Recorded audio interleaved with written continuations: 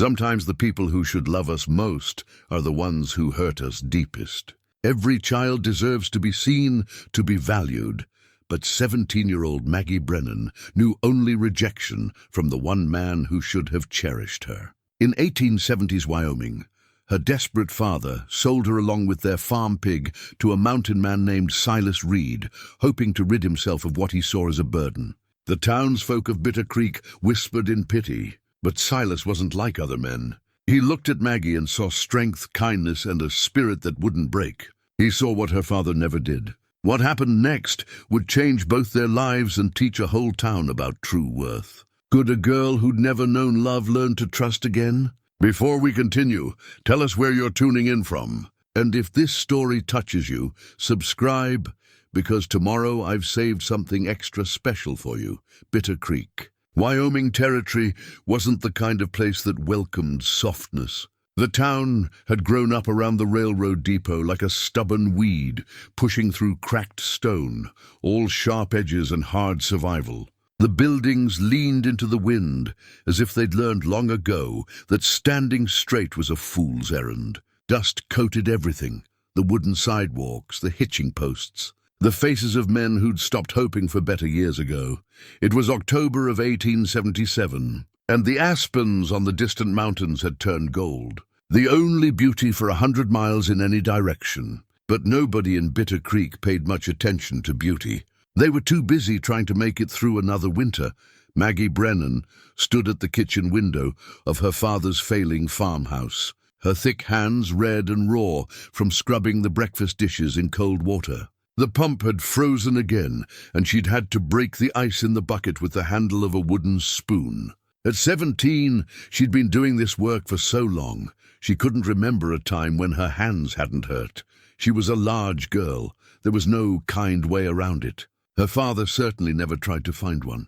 Built like a draft horse, he'd say when he was in his cups, which was most evenings now.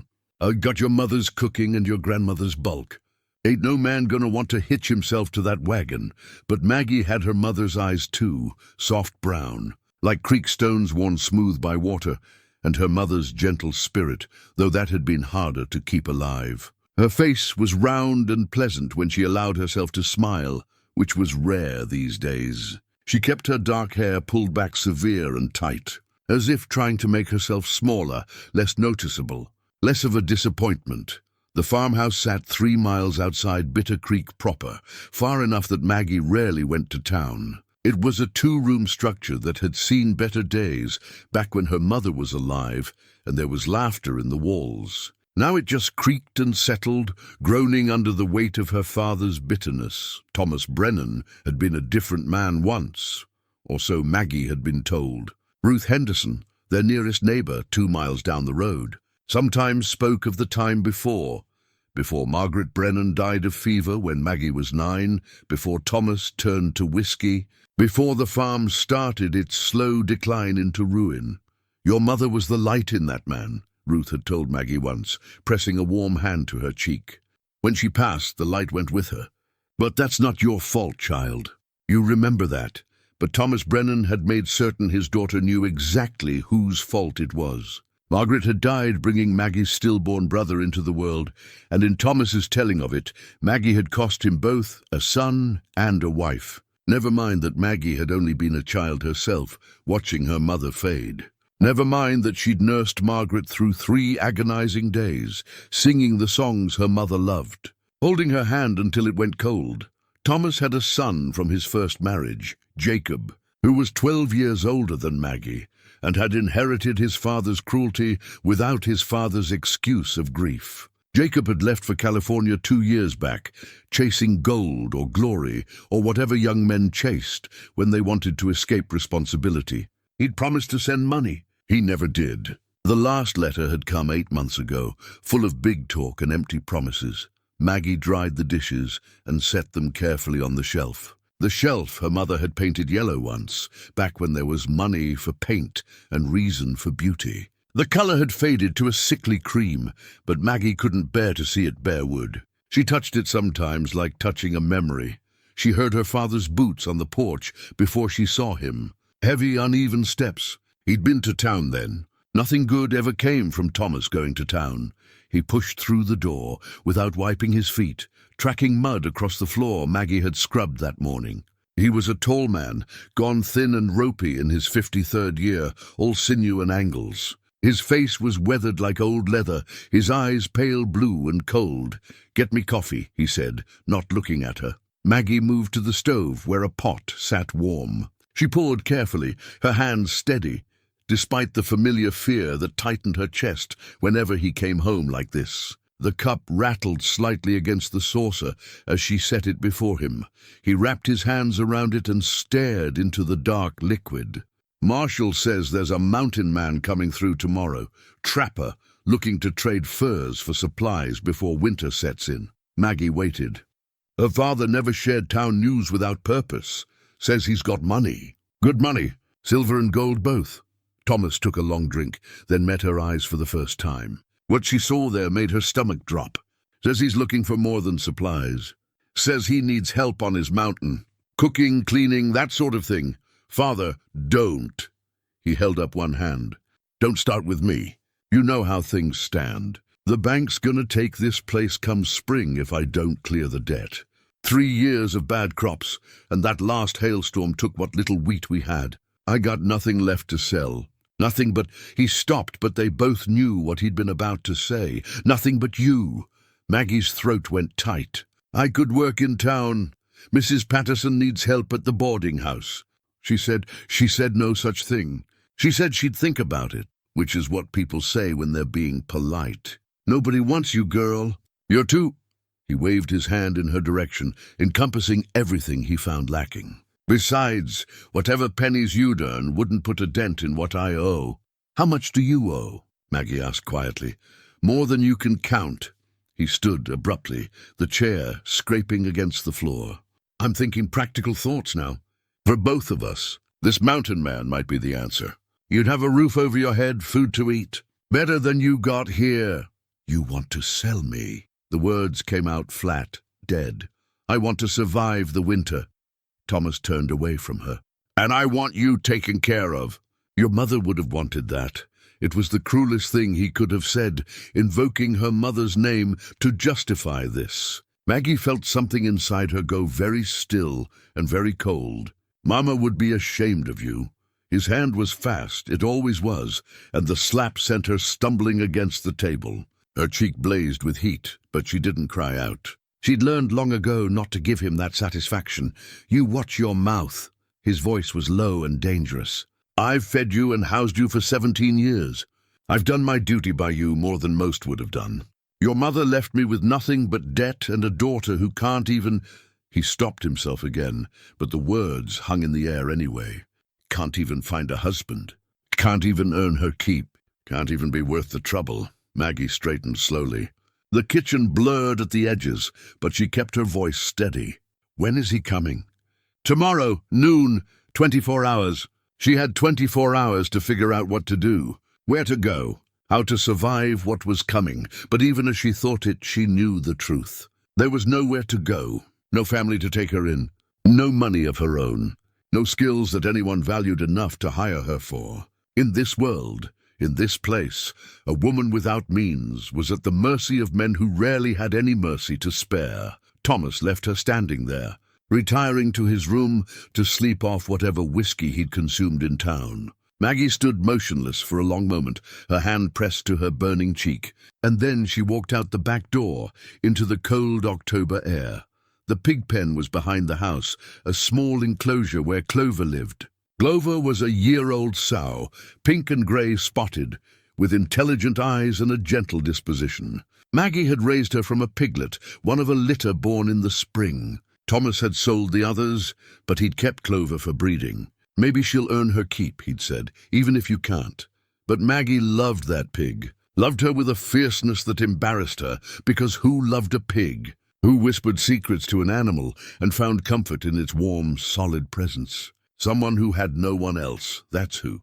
She climbed into the pen now and sat in the straw, and Clover came immediately to rest her heavy head in Maggie's lap.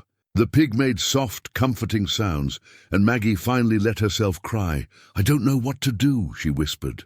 I don't know how to be braver than I am. Clover simply breathed, steady and warm, and Maggie held onto that warmth like a lifeline. She stayed there until the sun started to set, painting the sky in shades of orange and purple. When she finally returned to the house, her father was snoring in his room. Maggie moved quietly to the small trunk at the foot of her bed, a narrow cot in the corner of the main room, barely separated from the kitchen by a thin curtain her mother had sewn. Inside the trunk were her few possessions: 2 dresses, both worn thin, a shawl, a hairbrush with half its bristles missing, and wrapped carefully in an old flour sack, her mother's recipe book. It wasn't a real book, just a collection of papers bound with string. Her mother had written in it faithfully, recording not just recipes, but notes on healing herbs, remedies for common ailments, observations about the seasons and the land. Maggie Brennan had been a healer of sorts, the woman people called on when doctors were too far away or too expensive. She'd learned from her own mother, and she'd been teaching Maggie before she died. "Knowledge is wealth," Margaret had told her daughter, pressing the book into her hands during those final days. "Money can be taken, land can be lost, but what you know, what you carry in your mind and hands, that's yours forever. Remember that, Maggie girl. Remember you're worth more than anyone might tell you." Maggie held the book now, running her fingers over her mother's careful handwriting. She'd practiced these remedies in secret, gathering herbs when she could, treating small injuries on the farm animals. She had her mother's gift, she knew that. But gifts didn't matter when no one was looking. She wrapped the book back up carefully and placed it at the bottom of the trunk. Whatever happened tomorrow, wherever she ended up, she would take this with her. It was all she had left of love. That night Maggie couldn't sleep. She lay on her cot and stared at the ceiling, listening to her father's snores and the house settling around her. She thought about running, just taking Clover and walking into the night, following the road until it led somewhere else. But she was practical enough to know that wouldn't work. A girl alone on the frontier was prey, and winter was coming. She'd freeze before she found safety, so she lay there and made her peace with tomorrow, whatever it might bring. She'd survived her father's cruelty for 8 years. She'd survived her mother's death and her own grief. She'd survived being told every day that she was worthless. Too much? Not enough? Wrong? Maybe, she thought. Survival was its own kind of strength. When dawn came, cold and grey, Maggie rose and put on her better dress, the blue one that her mother had made, altered now to fit her fuller figure. She brushed her hair and pinned it carefully. She fed the chickens and milked the cow and made her father's breakfast, same as she did every morning. Thomas didn't speak to her. He ate his eggs and bacon in silence, then went to shave and put on his town clothes. At 11:30 they set out. Thomas walked ahead, and Maggie followed, leading Clover on a rope. The pig trotted obediently beside her, and Maggie kept her hand on the animal's warm back, drawing what comfort she could. Ruth Henderson was working in her garden when they passed. She straightened, shading her eyes, and Maggie saw the moment understanding crossed her face. Ruth started forward, but Thomas just tipped his hat and kept walking. Maggie couldn't bear to meet her eyes. The walk to Bitter Creek took 45 minutes. By the time they reached the edge of town, Maggie's hands were shaking. She clasped them together tightly, willing herself to be calm, to be strong, to be whatever she needed to be, to survive what came next.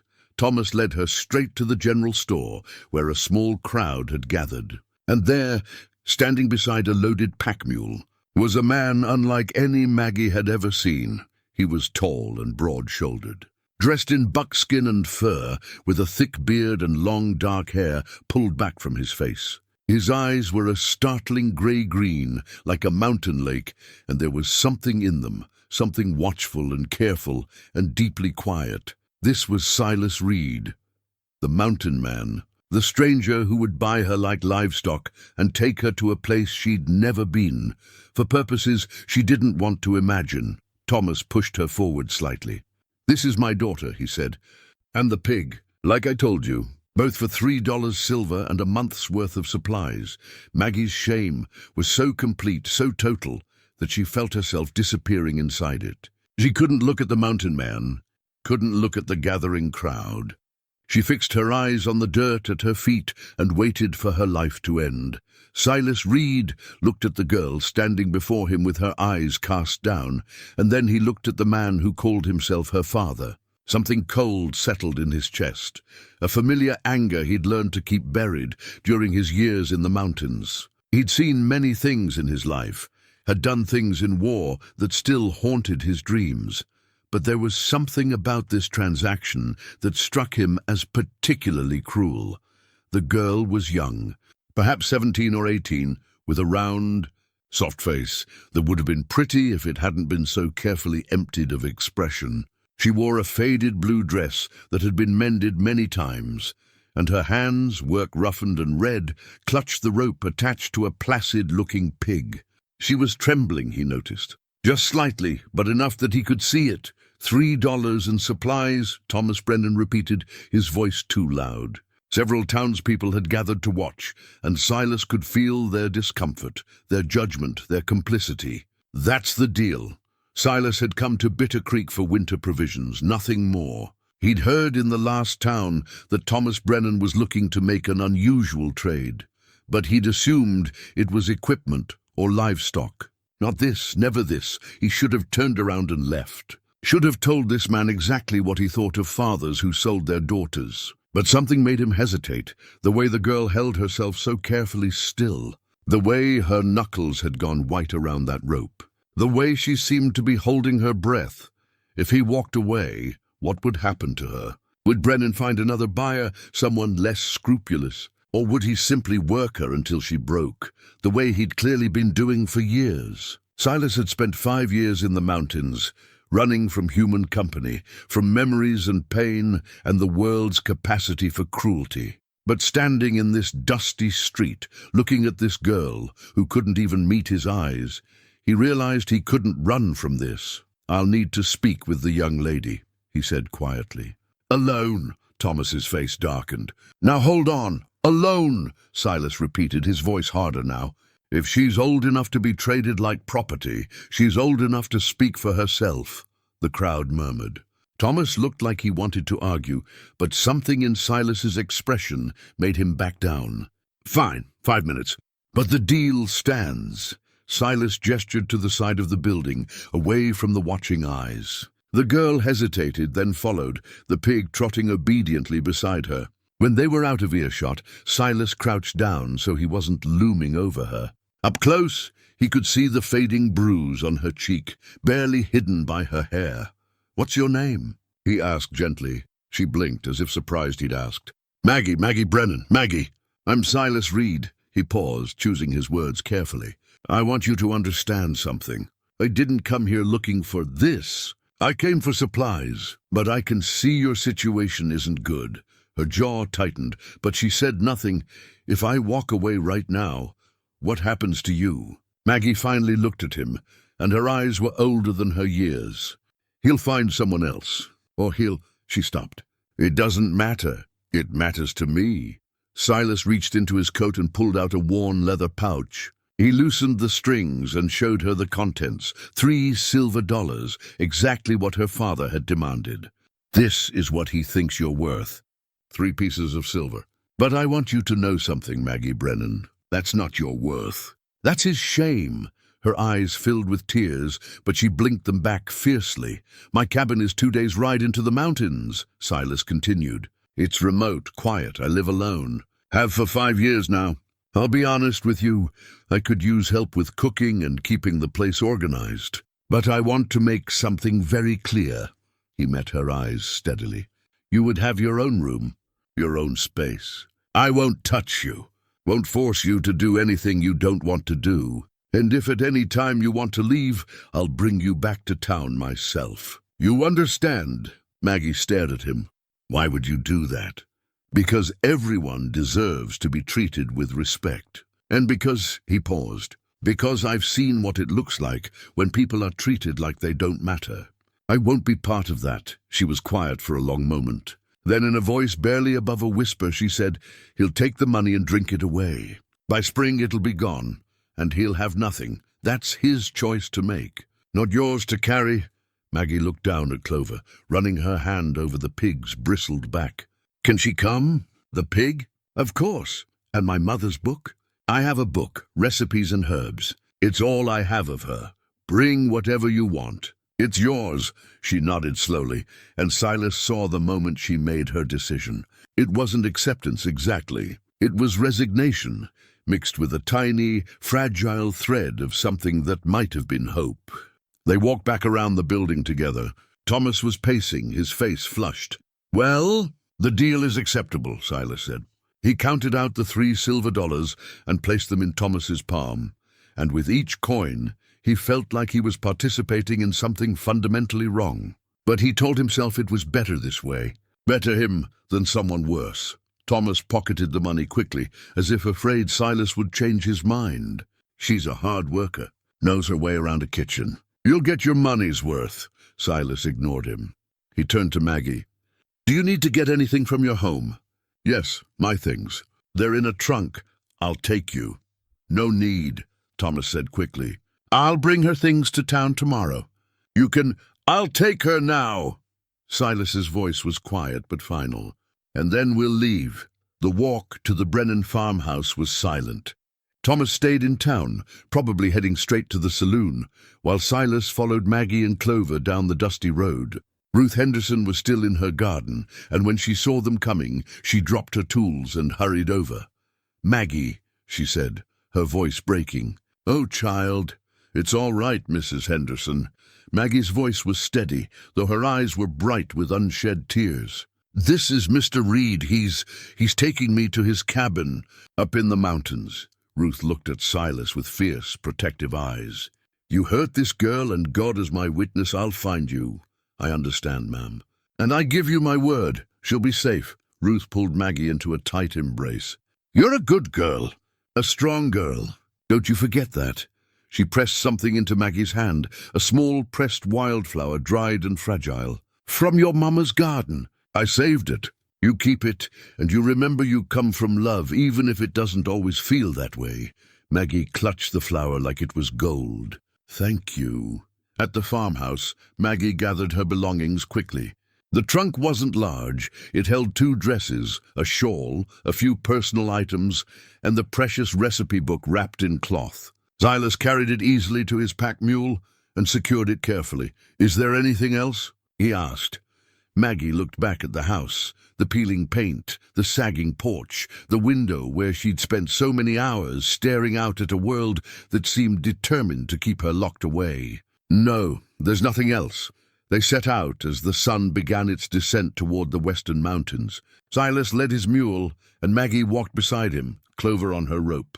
The town of Bitter Creek grew smaller behind them, and with each step, Maggie felt a strange mixture of terror and relief. After the first mile, Silas broke the silence. "It'll be cold tonight. We'll camp at Willow Creek. There's shelter there." "All right, another mile passed." Then Silas shrugged out of his heavy fur-lined coat and held it out to her. "You're shivering." "Take this." Maggie hesitated. "But you'll be cold. I've got layers." "And I'm used to it, please." The coat was warm, warmer than anything she'd ever worn. It smelled like pine smoke and leather and the wild spaces beyond civilization. Maggie pulled it tight around herself and felt something inside her chest, something that had been clenched tight for so long, begin, just barely to loosen. They walked until the light began to fail, and the first stars appeared in the darkening sky. The mountains rose before them, vast and ancient and indifferent to human suffering. But for the first time in her life, Maggie looked at them and didn't feel quite so alone. Silas made camp with practiced efficiency. He built a fire, set up a simple lean-to shelter, and produced jerky and hardtack from his supplies. It wasn't much, but he divided it evenly and handed Maggie her share without ceremony. "Tomorrow will be harder walking," he said. "The trail gets steep, but we'll take it slow." "I'm strong," Maggie said quietly. "Stronger than I look." In the firelight, Silas's weathered face softened. "I believe you are." That night, Maggie lay in the shelter with Clover warm against her side, and Silas's coat wrapped around her like armor. She could hear him on the other side of the fire, keeping watch, giving her space and privacy and something she'd never had before, consideration. She thought about her father, already spending those silver dollars. She thought about Ruth and that pressed flower. She thought about her mother's book safe in her trunk. And she thought about the mountain man who'd looked at her and seen something other than a burden. Could a girl who'd never known love learn to trust again? Maggie didn't have an answer yet. But as she drifted towards sleep, listening to the fire crackle and the night sounds of the wilderness, she thought that maybe, just maybe, she might get the chance to find out. The second day's journey was as difficult as Silas had promised. The trail climbed steadily into the foothills, winding through stands of pine and aspen, crossing rocky streams that ran cold and clear. Maggie's legs ached and her lungs burned, but she kept pace without complaint. She'd spent years doing hard labor. This was just a different kind. Silas set a manageable pace and stopped frequently to let her rest. He didn't make a show of it, just paused, as if to check his gear or study the trail ahead, giving her time to catch her breath without having to ask. These small kindnesses bewildered her more than grand gestures would have. She didn't know what to do with consideration. By mid-afternoon, they crested a ridge, and Silas pointed to a valley below. There, that's home. Maggie looked down and saw a cabin nestled in a small clearing beside a stream. Smoke rose from the chimney. He must have banked the fire before leaving. The cabin was larger than she'd expected, built of solid logs with a stone foundation. There was a small barn, a root cellar, and what looked like a smokehouse. Split wood was stacked neatly under an overhang. Everything spoke of care and planning. "It's beautiful," she said, and meant it. They descended into the valley as the sun touched the western peaks. Up close, the cabin was even more impressive. The logs were chinked tight against the weather, and the windows, real glass, not oiled paper, caught the fading light. A covered porch ran along the front with 2 hand-carved chairs positioned to face the view. Silas tied his mule to the post and opened the door. "Come on in. Let me show you around." The interior took Maggie's breath away. She'd expected a rough bachelor's quarters, dirty, disorganized, barely livable. Instead, she found a space that was clean, orderly, and surprisingly comfortable. The main room held a stone fireplace, a sturdy table with 4 chairs, a rocking chair with a quilt draped over it, and shelves lined with books. Real books, dozens of them. "The kitchen's here," Silas said, gesturing to one side where a cast-iron stove stood beside a work counter and more shelves stocked with supplies. "I built the counter myself. Keeps things organized. To the right were 2 doors. Silas opened the first. "This is my room." Maggie caught a glimpse of a neat bed, a trunk, and little else before he closed it. "And this," he opened the second door, "is yours." Maggie stepped into a small room with a real bed, not a cot, but an actual bed with a mattress and quilts. There was a chest of drawers, a washstand with a basin and pitcher, and a window that looked out toward the mountains. In the corner sat a hand-carved wooden chair with arms and a curved back, clearly made with skill and patience. "I made that chair 3 years ago," Silas said quietly from the doorway. I thought maybe someday I'd have family visit. Never did, but I'm glad it's here now. It's yours. Your room, your chair, your space. I won't come in without permission." Maggie couldn't speak. She ran her hand along the smooth arm of the chair, feeling the careful work in every curve. Someone had made this, made it well, made it to last, made it for someone they hoped would come. "I don't know what to say," she whispered. "You don't have to say anything." Silas set her trunk inside the door. "Get yourself settled. I'll tend the animals and get supper started." When he left, Maggie sat on the bed, her bed, and let herself feel the fullness of the moment. The mattress was stuffed with sweet-smelling grass and was more comfortable than anything she'd ever slept on. The quilts were worn but clean and warm. Afternoon light streamed through the window, painting everything gold. She unpacked slowly, reverently. Her 2 dresses went in the chest of drawers, which smelled of cedar. Her mother's recipe book she placed on the small shelf above the bed, where she could see it first thing each morning. The pressed wildflower from Ruth she tucked into the book's pages.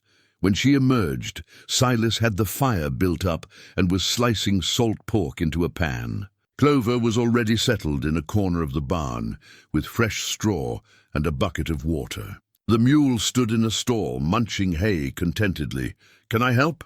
Maggie asked. Silas looked up and smiled, the first real smile she'd seen from him. It transformed his weathered face, reaching his eyes and making him look younger. "I'd be grateful for it.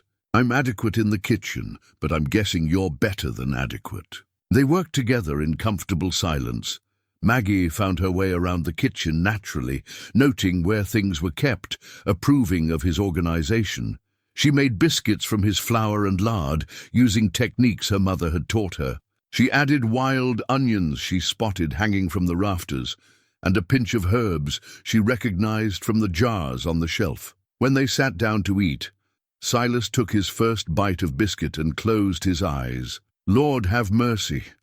I haven't had anything this good in 5 years." Maggie felt her cheeks warm. "It's just biscuits. It's not just anything. This is skill." He met her eyes. "Your mother taught you?" "Yes. She was a fine cook, and she knew herbs, for healing and flavoring both. I noticed the herb jars on the shelf. I gathered them, but I don't know much about using them properly, just the basics." "I could organize them better," Maggie offered tentatively. "If you'd like.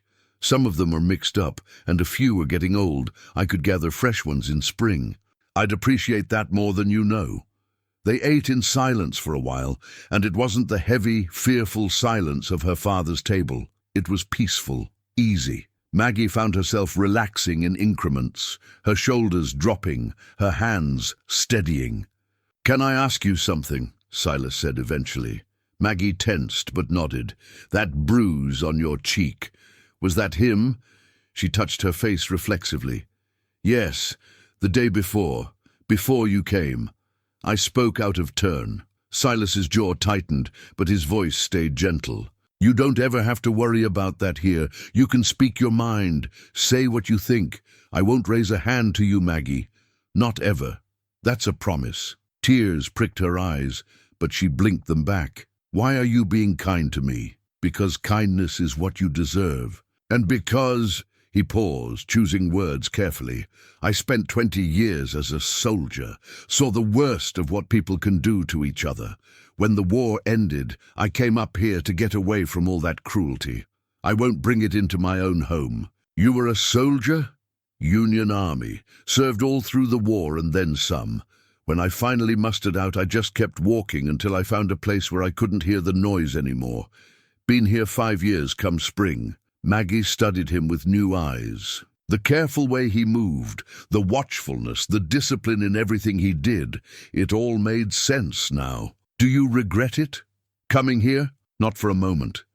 He stood and collected their plates. "But I'll tell you something. It's been lonely. I thought that's what I wanted. Turns out even old soldiers need company sometimes." That night, Maggie lay in her bed in her own room, and listened to the sounds of the cabin settling around her. She heard Silas moving quietly in the main room, banking the fire, checking the door. She heard the wind in the pines and the distant call of an owl. For the first time in 8 years since her mother died, Maggie felt something that might have been safety. It was fragile and new, and she didn't quite trust it yet, but it was there. A small, warm ember in the cold darkness of her fear. She pulled the quilts up to her chin and allowed herself the smallest smile. Tomorrow would bring new challenges, new uncertainties. But tonight she had a room of her own, and a chair made by careful hands, and a mountain man who'd promised she could speak her mind. It was more than she'd ever dared hope for. In the main room, Silas sat in his rocking chair and stared into the fire. He thought about the girl sleeping in the next room and the weight of responsibility he'd taken on. He'd meant every word he'd said to her. She was safe here, free here, valued here. But he also knew that words were easy and trust was hard. She'd been hurt deeply by the one person who should have protected her. It would take time for her to believe that not all men were cruel, that not all kindness came with conditions. He'd give her that time, as much as she needed. Outside, the stars wheeled overhead, and the mountains stood eternal watch. In the valley, 2 wounded souls had found shelter together, and that was enough for now. The days settled into a rhythm that surprised Maggie with its gentleness. She woke each morning to find Silas already up, the fire built and coffee brewing. He'd nod good morning and head out to check his trap lines, leaving her to start the day at her own pace. It was such a small thing. Privacy in the morning, time to gather herself, but it meant everything. She began contributing naturally, not from obligation, but from a genuine desire to make the space better. She cleaned and organized, swept and scrubbed, finding satisfaction in the work when it wasn't done under the weight of her father's criticism. Silas noticed and thanked her, but never demanded, never expected, just appreciated. 3 weeks into her new life, Maggie finally worked up the courage to tackle Silas's herb collection. The dried bundles hanging from the rafters were a jumble. Some, labeled some not, many so old they'd lost their potency. She spread them out on the table, sorting and identifying, making mental notes of what they'd need to gather come spring. Silas came in from his morning work and found her surrounded by herbs, her nose buried in a bundle of dried leaves. "What have you got there?" "Willow bark. Good for pain and fever. But this batch is at least 2 years old. It's lost most of its strength." She looked up at him. "Where did you gather it?" "Down by the stream. There's a grove of willows about a half-mile south. I could gather fresh bark when the weather warms. And there are other things too. Yarrow for wounds, mint for digestion, chamomile for sleep. My mother knew all of these. She taught me before—" Maggie's voice caught. "Before she passed." Silas sat down across from her. Sounds like she was a wise woman. She was.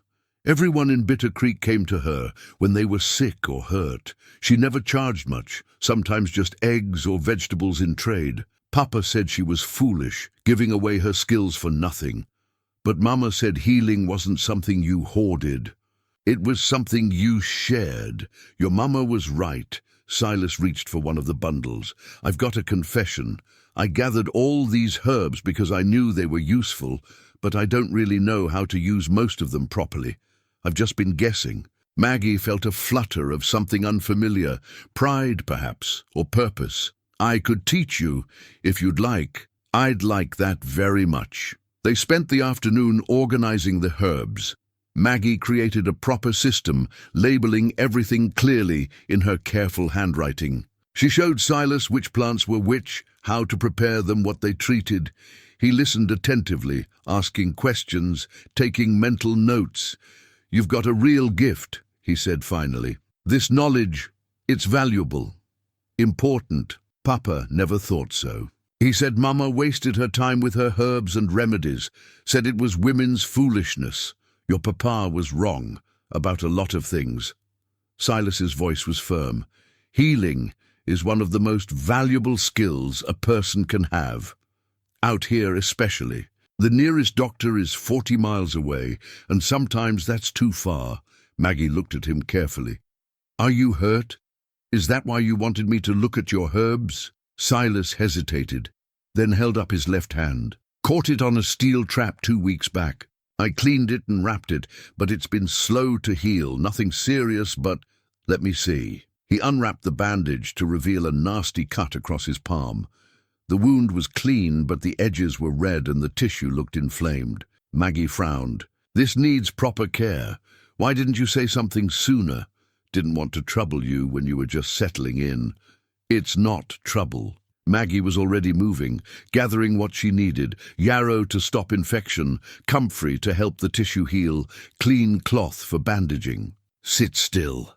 She worked with confident, gentle hands, cleaning the wound with warm water, applying a poultice of crushed herbs, wrapping it snugly but not too tight. Silas watched her face as she worked.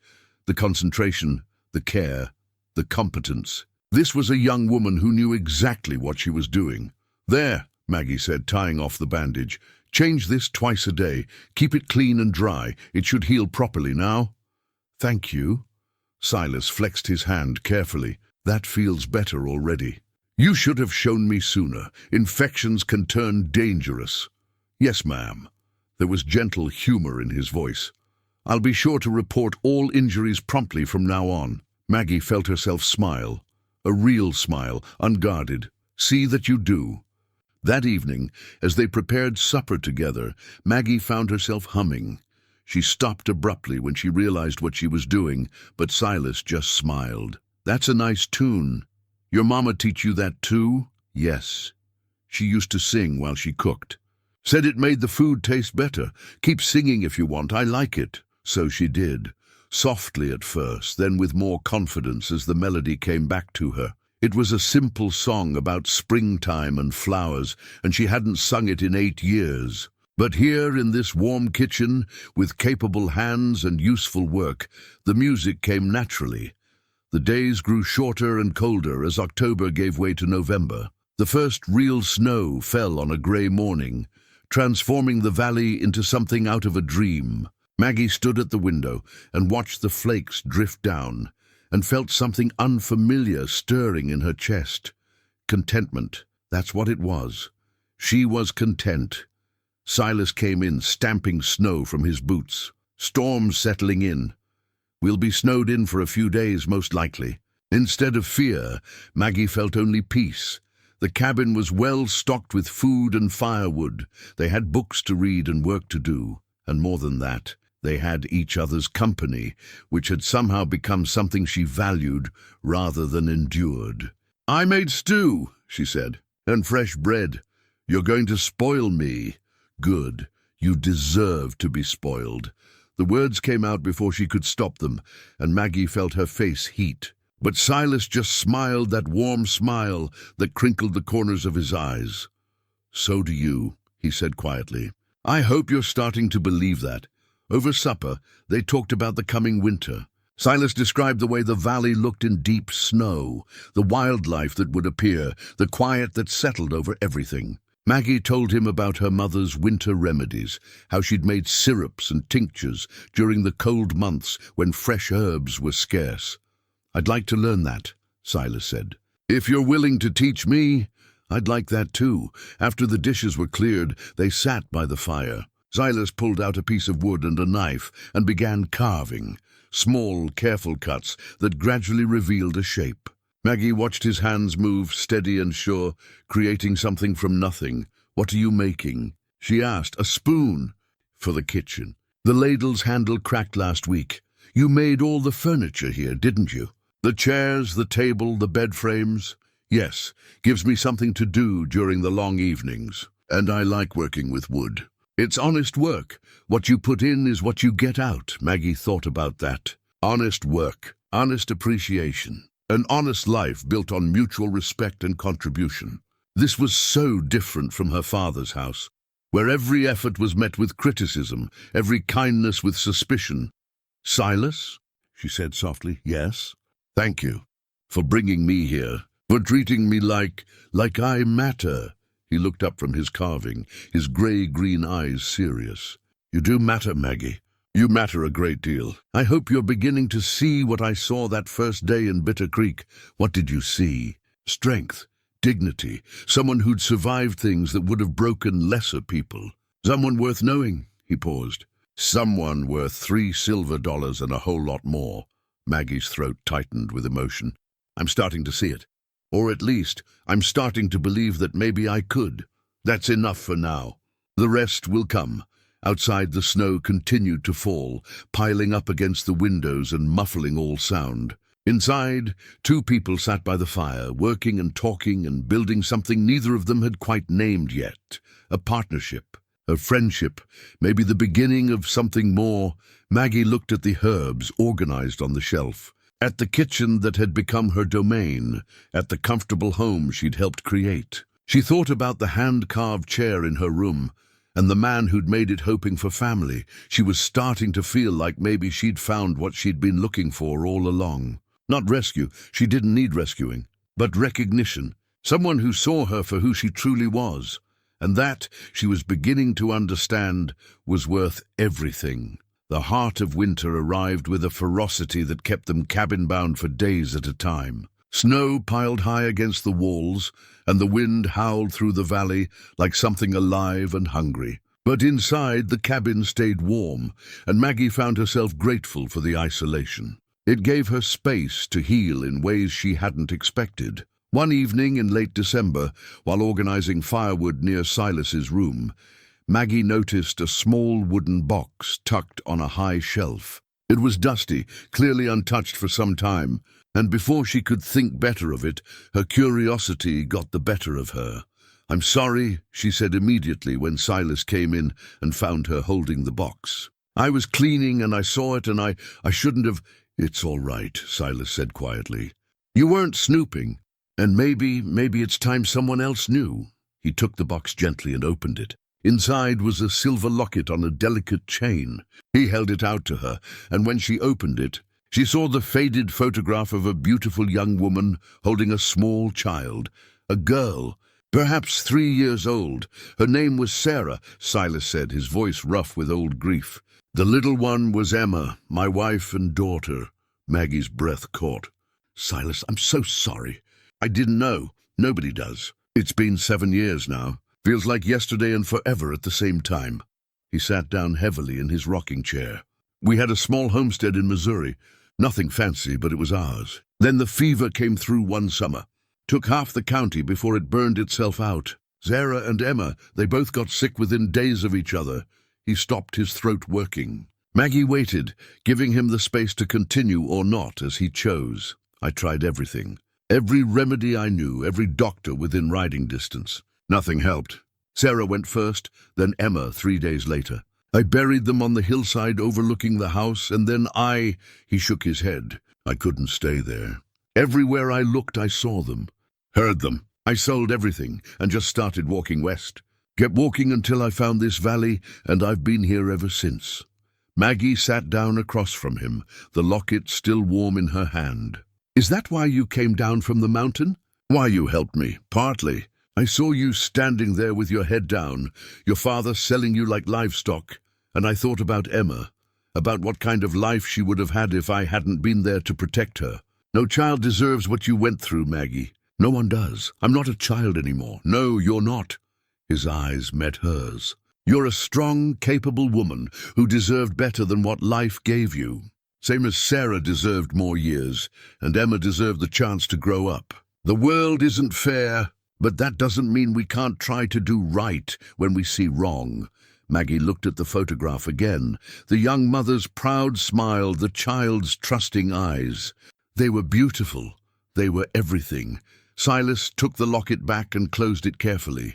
"I thought the pain would kill me at first. Wanted it too some days, but it didn't. I survived. And eventually I realized that surviving was what I owed them. Living a good life, even alone. Honoring their memory by not giving up." Maggie felt tears slip down her cheeks. "My mother died bringing my stillborn brother into the world. My father blamed me. Said I cost him everything. I believed him for so long. It wasn't your fault. You know that now, don't you?" "I'm starting to." She wiped her eyes. "It's strange. We've both lost so much, both been so alone. And now we're here together. Not so strange, maybe. Sometimes broken things fit together in ways that whole things can't. We understand each other's pain. That means something." They sat in comfortable silence for a while, the fire crackling, the wind howling outside. Then Silas stood and placed the locket back in its box, but this time he set it on the mantel where it could be seen. "They're part of this home now," he said. "Part of my story. And you should know my story, Maggie, just like I want to know yours." Over the next weeks, they shared their histories in pieces. Maggie told him about her mother's gentleness, her father's transformation after Margaret's death, the long years of criticism and diminishment. Silas told her about his time in the war, the things he'd seen and done, the weight of command, and the burden of sending men into danger. "I was a captain," he explained one evening. "Led a company through some of the worst fighting. Lost more men than I care to count. Each one of them trusted me to keep them safe, and I failed them. When it was over, I had medals and commendations, but all I could see were the faces of the boys who didn't come home. You did your duty. That's all anyone could ask. Maybe, but duty doesn't ease the nightmares." He looked at her. "Does it ease yours? Knowing you did everything you could for your mother?" "No," Maggie admitted, "but it helps to talk about it. To say her name and remember the good parts, not just the end. Then we'll keep talking. Keep remembering. Keep honoring the ones we've lost by living well. As January deepened, their conversations grew longer and more intimate. They talked about everything: books they'd read, places they'd been, dreams they'd had before life taught them to stop dreaming. Maggie learned that Silas had wanted to be a teacher before the war, that he loved Shakespeare and could recite whole passages from memory. Silas learned that Maggie had a gift for drawing, though she hadn't picked up a pencil in years because her father said it was a waste of time. "Show me," Silas said one evening, producing paper and a pencil from his supplies. "Draw something." Maggie's hands trembled as she took the pencil.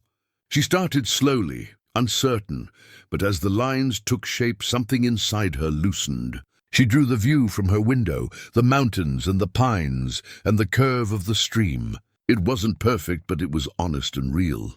"That's remarkable," Silas said, studying the drawing. "You have real talent. It's just a sketch. It's more than that. It's seeing the world clearly and putting it on paper. That's a gift, Maggie."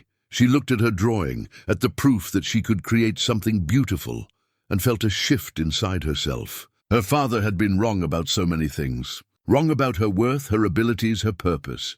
And if he'd been wrong about those things, what else had he been wrong about? "I think I've been afraid," she said quietly. "Afraid to be good at things. Afraid to try. Because if I tried and failed, it would prove he was right about me. And now? Now I'm starting to think maybe failure isn't the worst thing. Maybe the worst thing is never trying at all." Silas smiled. "Now you're learning." They fell into new rhythms. Maggie drew in the evenings, while Silas carved or read aloud to her. She taught him more about herbs and healing, and he taught her about the mountains, how to read the weather, how to track animals, how to move through the wilderness safely. They were becoming partners in the truest sense, each bringing skills and knowledge to their shared life. But beneath the friendship and partnership, something else was growing. Maggie caught herself watching Silas when he didn't know she was looking. The way his hands moved with such careful precision, the way his face softened when he smiled, the way he listened to her as if every word mattered. Her heart would speed up when he came close, and she found herself seeking reasons to be near him. It confused her. Was this love or just gratitude? Was she drawn to him as a man or just to the safety he represented? She'd never had the chance to understand her own heart. How could she trust what she was feeling now? Silas, for his part, was equally careful. He treated her with unwavering respect, never crossing the boundaries he'd set that first day. But sometimes she caught him looking at her with an expression she couldn't quite read, tender and yearning and sad all at once. One evening, as they cleaned up after supper, their hands touched, reaching for the same dish. The contact was electric, and they both froze. For a moment, the air between them felt charged with possibility. Silas stepped back. "I'm sorry." "Don't be." Maggie's voice was barely a whisper. "I'm not." He looked at her then, really looked at her, and she saw the struggle in his eyes. "Maggie, He stopped, shook his head. "I don't want to take advantage. You're here because you had nowhere else to go. I don't want you to feel like you owe me anything. I know I don't owe you.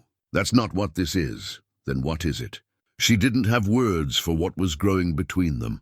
How could she explain that she was falling in love with his kindness, his strength, his quiet dignity? That she saw him not as a savior but as an equal, someone who understood pain and survival and the hard work of healing? "I don't know yet," she said honestly, "but I'd like the chance to find out." Silas's expression softened.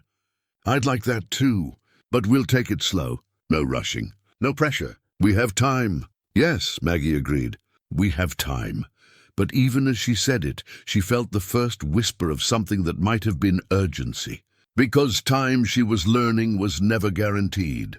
And happiness, when you found it, was precious and fragile and worth holding on to with both hands. Outside, the winter stars wheeled overhead, ancient and indifferent. Inside, two souls moved closer to each other, tentative and hopeful, building something new from the ashes of their old lives. Spring came slowly to the mountains, arriving in fits and starts. The snow melted in patches, revealing brown earth that gradually turned green. Birds returned, filling the valley with song. And with the changing season came a change in Maggie herself, a growing confidence, a sense of belonging she'd never known before. She and Silas had settled into something comfortable and right. They worked together, talked together, shared meals and stories, and the quiet companionship of two people learning to trust again. The attraction between them remained, simmering beneath the surface, but neither pushed for more. They were content to let it grow naturally, like the wildflowers beginning to dot the meadow. On a bright morning in late April, a rider appeared on the ridge above the valley. Silas spotted him first and went still, his hand moving instinctively to the rifle he kept near the door.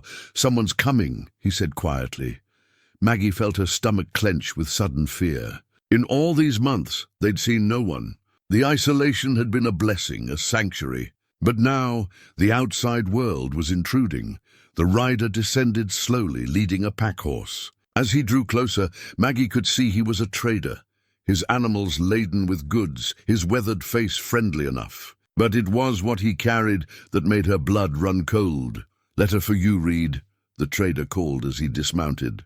"Fellow in Bitter Creek paid me to bring it up. Said it was important." Silas took the letter, his face unreadable. The trader stayed only long enough to trade some coffee and sugar for fresh meat, then headed back up the trail. When he was gone, Silas stood holding the letter like it might burn him. "You should read it," Maggie said softly, though dread pooled in her stomach. The letter was brief, written in a shaky hand. Silas read it aloud, his voice tight. "Mr. Reed, I was mistaken when I made that deal back in October. I was drunk and not thinking clear. The law says a man can't sell his daughter like property, which means that transaction was not legal. I want my daughter back, or I want payment for her keep all these years. You got 1 month to bring her back to Bitter Creek or settle this proper." Thomas Brennan, Maggie felt the room tilt. All the safety, all the peace, all the healing of the past months, it could all be taken away. Her father could drag her back to that house, back to that life. The thought was suffocating. "He can't do this," she whispered. "Can he?" Silas's jaw was tight. "I don't know. The law out here is unclear at best. And he's right that no man has the legal right to sell his daughter. But that doesn't mean he has the right to force you back either. What if I have to go? What if—" "Stop!" Silas took her shoulders gently, making her look at him. "I made you a promise, Maggie. I said you were free to choose your own life. That hasn't changed. No one is taking you anywhere you don't want to go. But the law is on your side as much as his. You're of age. You're not his property. And if he thinks he can just demand you back because he's run out of money—" Silas stopped, clearly struggling with his anger. "I won't let that happen. He'll come here, or he'll send the marshal. He'll make trouble. Then we'll deal with it together." Silas's eyes were fierce. "Do you want to go back to him?" "No, never." "Then you won't. I promise you that." But promises, Maggie knew, were fragile things. Her father was desperate, and desperate men did desperate things. She'd seen it before, the way his eyes got when he was backed into a corner, the way his cruelty intensified when he felt powerless. The next days were colored by anxiety. Maggie jumped at every sound, expecting her father to appear at any moment. She had nightmares about being dragged back to Bitter Creek, locked in that farmhouse. Her new life nothing but a dream. Silas watched her withdraw into herself, saw the fear returning to her eyes, and it broke his heart. They'd come so far, and now one letter had unraveled months of healing. "We need to go to Bitter Creek," he said finally. "Face this head on. Hiding up here won't solve anything. We'll talk to the marshal, get the law clear. Show your father that you're not coming back, and that's final. I can't face him." Maggie's voice was small. "I'm not strong enough." "Yes, you are. You're one of the strongest people I've ever met. You survived him for years. You can face him for one day, especially with me beside you. What if it's not enough? What if the marshal sides with him? Then we'll figure out the next step. But Maggie, running and hiding isn't living. You deserve to live free without fear. And that means standing up and claiming your freedom out loud." She knew he was right. She'd been claiming her worth in small, private ways for months. But to do it publicly, in front of her father and the town that had watched her humiliation, that was different. That was terrifying, but it was also necessary. "All right," she said finally. "We'll go." "But Silas, if something happens, if they make me go back, they won't. I won't allow it. And more importantly, you won't allow it. You're not that scared girl anymore, Maggie.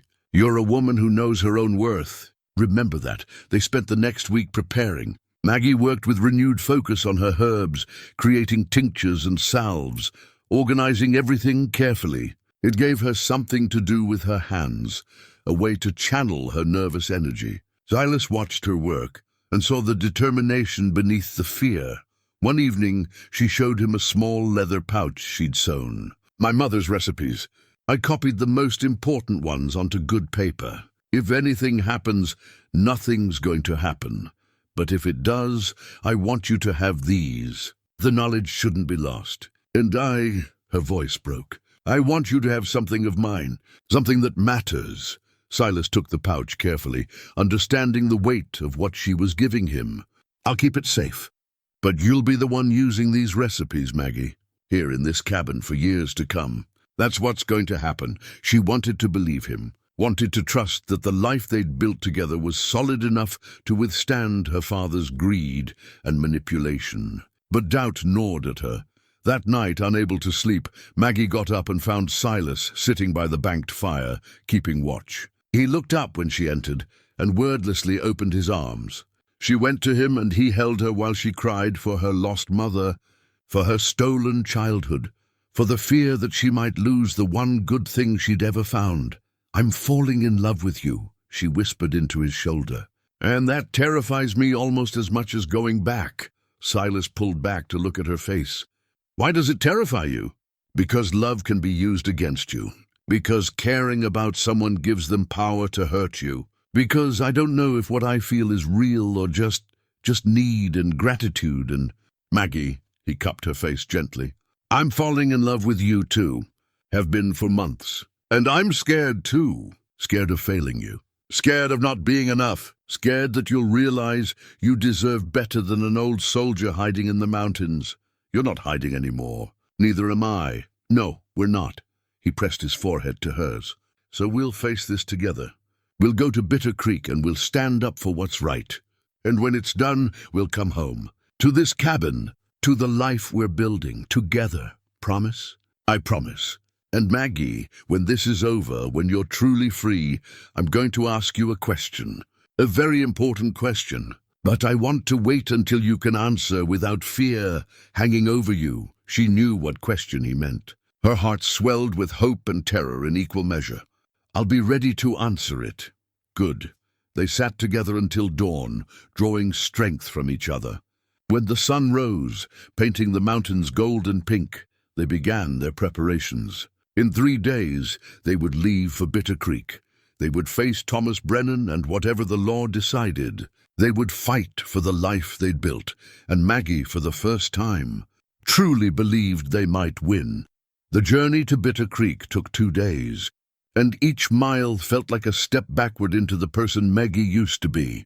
By the time they crested the final ridge and saw the town below, her hands were shaking and her stomach was churning with dread. Silas reached over and squeezed her hand. "Remember who you are now, not who you were."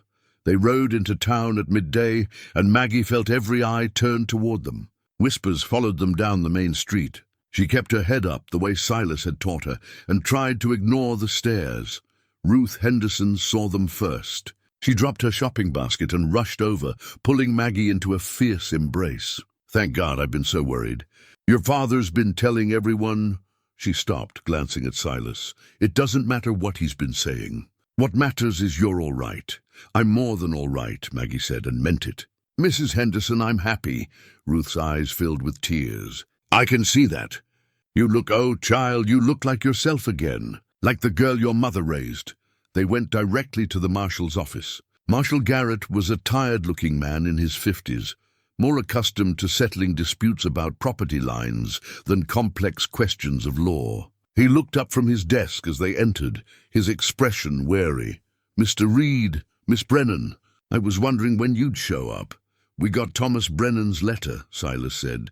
"We're here to settle this matter properly. Your father's been raising quite a fuss." Garrett said to Maggie.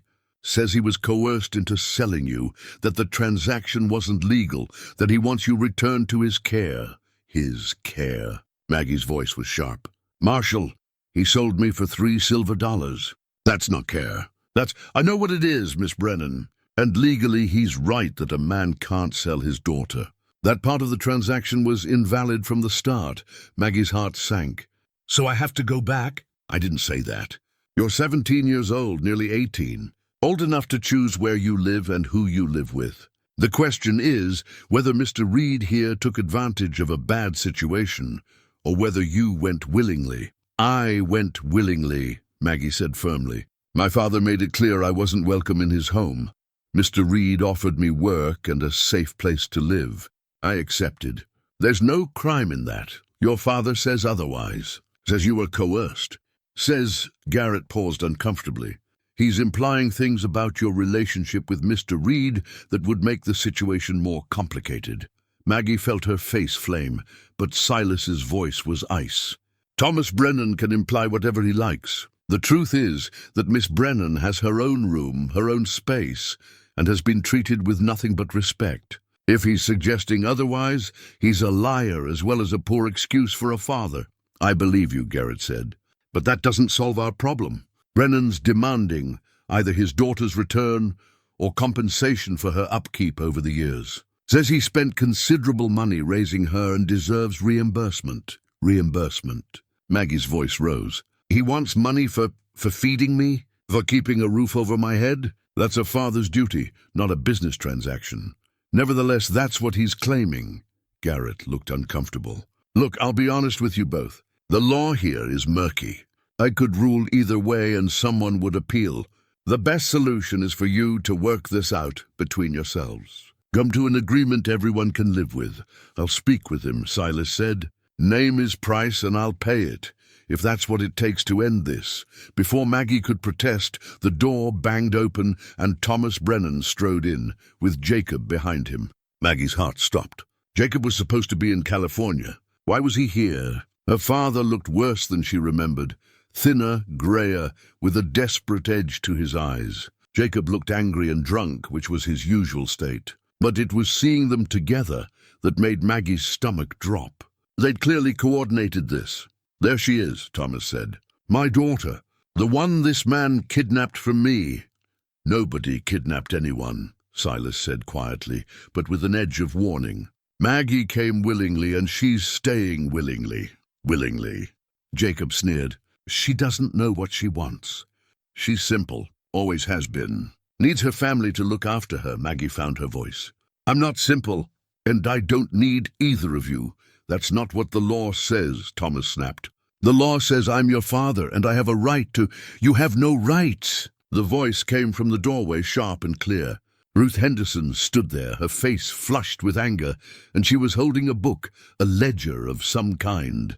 You have no rights because you forfeited them years ago. Ruth, this isn't your business, Thomas said. But there was fear in his eyes now. It became my business the day Margaret died, and you started destroying that girl's life. It became my business when you stole from her. Ruth stepped forward, slamming the ledger on the marshal's desk. This is Margaret Brennan's accounting book. She was a careful woman, kept track of everything. And she kept track of the money her mother left her. $300 and the deed to 200 acres of prime valley land south of town. The room went silent. Maggie stared at Ruth, not understanding. My grandmother. But she died when I was a baby. She did. And she left everything to your mother, with instructions that it should pass to you when you came of age. Your mother was saving it for you. She recorded every transaction, every penny saved. She planned to give it all to you when you turned 18. Ruth opened the ledger and turned it so the marshal could see. Margaret died when Maggie was 9. Thomas was named executor of the estate until Maggie reached majority. But look at the entries after Margaret's death. Money withdrawn for farm expenses, money withdrawn for repairs, money withdrawn for supplies. Within 2 years, the entire $300 was gone. And he sold the land, Margaret's land, Maggie's inheritance, to pay his gambling debts. Maggie couldn't breathe. And Mama left me land, money. She left you everything she could, Ruth said gently. She loved you, Maggie. She wanted you to have a future, a choice. And your father stole it all. Thomas's face had gone red. That money was spent on the household. On raising her! I had every right. You had no right. Ruth's voice cracked like a whip. That inheritance was held in trust for Maggie. You were the trustee. You stole from your own daughter, spent her money, sold her land, and then blamed her for your poverty. You told her she was a burden, when all along you were living off her inheritance. Marshal Garrett's face had gone hard. Is this true, Thomas? It's more complicated than, is it true? Garrett's hand moved to his desk drawer, where Maggie could see the butt of a pistol. Did you embezzle your daughter's inheritance? Jacob shifted nervously. Pa, you said the money was yours. You said, shut up, Jacob. Thomas's desperation was palpable now. The money was gone before I sold the land. The farm was failing. I had debts. You had to steal from a child, Silas said, his voice cold. You had to take everything her mother left her and spend it on whiskey and cards. And then you had the gall to tell her she was worthless, that she cost you everything, when the truth was, she was the only thing of value you had, and you spent her like coin. Maggie felt like the ground was tilting beneath her. All these years her father had blamed her for their poverty, made her feel like a burden too heavy to bear, and all along he'd been the one. He'd stolen from her, stolen her mother's gift, stolen her future. How long have you known? She asked Ruth quietly. I suspected for years. Your mother showed me the ledger once, told me about the inheritance. After she died, I asked Thomas about it, and he said it was being saved for you. But then I saw him selling the land, saw him drinking away money he claimed not to have. I should have spoken up sooner. Ruth's eyes filled with tears. I'm so sorry, Maggie. I was afraid of accusing a man without proof, afraid of making things worse for you. But when Thomas sent that letter demanding you back, I knew I had to bring the truth forward. I went to your old house and searched until I found the ledger hidden in the cellar. He'd kept it, probably forgot it was there. $300, Maggie said slowly, and 200 acres. Worth considerably more now, Marshal Garrett said, studying the ledger. That land Thomas sold? It's part of the new railroad route. Worth 10 times what he got for it. This is theft, Thomas. Plain and simple. And I'm betting that sale you made wasn't legal either. Did you have the right to sell land, held in trust for a minor? Thomas said nothing, but his silence was answer enough. You're done, Garrett said flatly. You'll face charges for embezzlement. As for this situation with your daughter, you have no claim on her, none.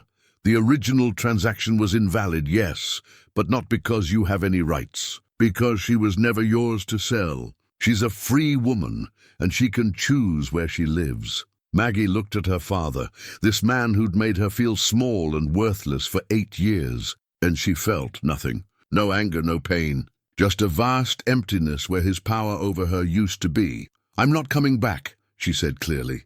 Not ever. You took my mother from me.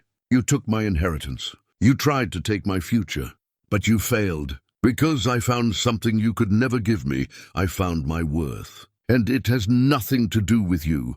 Thomas lunged forward, but Silas was faster. He stepped between them, his hand on Thomas's chest. Touch her, he said quietly, and I'll make you regret it for whatever time you have left. This isn't over, Jacob snarled. That land should be ours. We'll fight this, fight all you want, Garrett said. But Miss Brennan just turned 18 last month. That land was held in trust until she reached majority. It's hers now, legally, and if either of you try to claim otherwise, you'll be joining Thomas in a cell. The Brennan men left, bitter and defeated. When they were gone, Maggie sank into a chair, her mind reeling. Ruth knelt beside her and took her hands. I'm sorry I didn't speak sooner, she whispered. Can you forgive me? There's nothing to forgive. Maggie's voice was thick with tears. You saved me again, first when you gave me that flower and now this. You gave me the truth. That's worth everything. She pulled Ruth into an embrace, and they both cried. For Margaret, for lost years, for justice finally done. When Maggie pulled back, she found Ruth pressing something small into her hand. Your mother gave me this before she died, Ruth said softly. She asked me to give it to you when she found real love. I think that time has come." Maggie opened her hand and saw a silver ring, her mother's wedding band, delicate and worn. Inside, engraved in tiny letters, were the words, "Love sees all." Maggie closed her fingers around it and felt her mother's presence like a warm hand on her shoulder. Love sees all. Her mother had seen her, had loved her, had tried to provide for her even in death. And now Silas saw her too, saw her strength, her worth, her heart. She looked up at him and saw everything she needed in his eyes.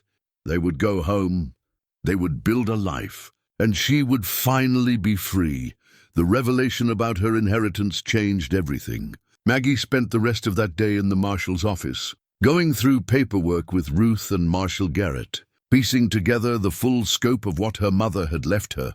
The land, 200 acres of prime valley land, had been sold by Thomas 5 years ago for $800, which he'd promptly lost to gambling and drink. But the current owner, a rancher named Morrison, had been approached by the railroad company just last month. The railway wanted an easement through that exact parcel, and Morrison had negotiated a deal worth $5,000. The question, Garrett said carefully, is whether Morrison's purchase was legal. Given that Thomas was selling land held in trust for a minor, it might not be, Ruth said, which means Maggie could challenge the sale, could claim the land back, or at least a portion of what Morrison's getting from the railroad. Maggie's head was spinning. $5,000. It was an impossible sum, more money than she'd ever imagined. With that kind of money, she could what? What did she want? She looked at Silas, who'd been quiet through all of this, and saw him watching her with an expression she couldn't quite read. Concern, maybe, or worry. He'd promised her freedom, and now she had it, complete freedom, with resources to do whatever she wanted. She could buy her own land, build her own house, live independently. She didn't need him anymore. The thought made her chest ache. "I need time to think," she said. "This is all. It's too much." "Of course," Garrett agreed. "We'll need to sort through the legal aspects anyway. Morrison's going to fight any claim you make. And your father, well, he's going to fight too, even though he doesn't have a leg to stand on." "Let them fight," Maggie said, with more confidence than she felt. "I have the truth on my side now." Ruth offered to let them stay at her house, but Maggie shook her head. "Thank you, but no. We'll camp outside town tonight. I need space to breathe."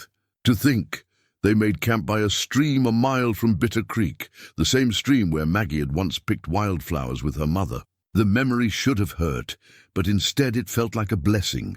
Her mother's presence, gentle and approving, seemed to hover in the evening air. Silas built a fire and put coffee on to boil. He'd been quiet since they left the marshal's office, and Maggie could feel the weight of unspoken words between them. "Say what you're thinking," she said finally. He looked up from the fire. "I'm thinking that you have choices now, real choices. You could buy land, build a home, start a business. You could do anything you want. I could. You don't need to live in a remote cabin with a scarred old soldier anymore. You could have a real life. In town, with people. He stopped. With what? A proper husband? A respectable life?" Maggie heard the edge in her own voice. "Is that what you think I want?" "I don't know what you want. That's the point. 6 months ago you had no choices. Now you have all of them. And Silas ran a hand through his hair, frustrated. "I don't want you to stay with me out of gratitude or habit, or because you don't know what else to do. You deserve more than that. So you're trying to push me away, for my own good?" "I'm trying to give you space to figure out what you actually want." Maggie stood, anger and hurt warring in her chest. "You know what I hate? I hate that everyone thinks they know what's best for me. My father thought he knew, that I should be grateful for scraps and never ask for more. The town thought they knew, that I should quietly accept my lot and not make a fuss. And now you think you know that I should take my inheritance and build some proper life that fits what everyone expects. That's not what but nobody asks me. Nobody says, 'Maggie, what do you want? What makes you happy? What does your heart tell you?'" Oh, Drew, she was shouting now, months of suppressed emotion pouring out. "So I'm going to tell you, Silas Reed. I'm going to tell you what I want." She took a breath, steadying herself. "I want that cabin in the mountains. I want to wake up and see those peaks through my window. I want to organize herbs and draw pictures and learn more about healing. I want to teach other people what my mother taught me. I want to build something that matters, something that helps people. And I want, her voice broke, I want to build it with you. Not because I'm grateful, not because I have nowhere else to go, but because I love you, because you see me, because when I imagine my future, you're in every single part of it. Silas stared at her, his expression raw. Maggie, I know I'm young. I know I haven't seen much of the world.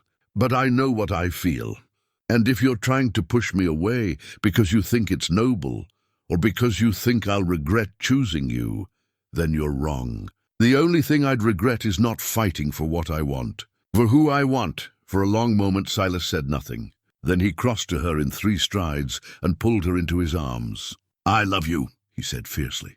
God help me, I love you so much it terrifies me. I didn't want to trap you. Didn't want you to wake up one day and realize you'd settled for less than you deserved. You're not less. You're everything. Maggie pulled back to look at him. But I need you to trust me. Trust that I know my own heart. Can you do that? Yes, he cupped her face in his hands. Yes, I can do that. Good, because I have plans. Big plans.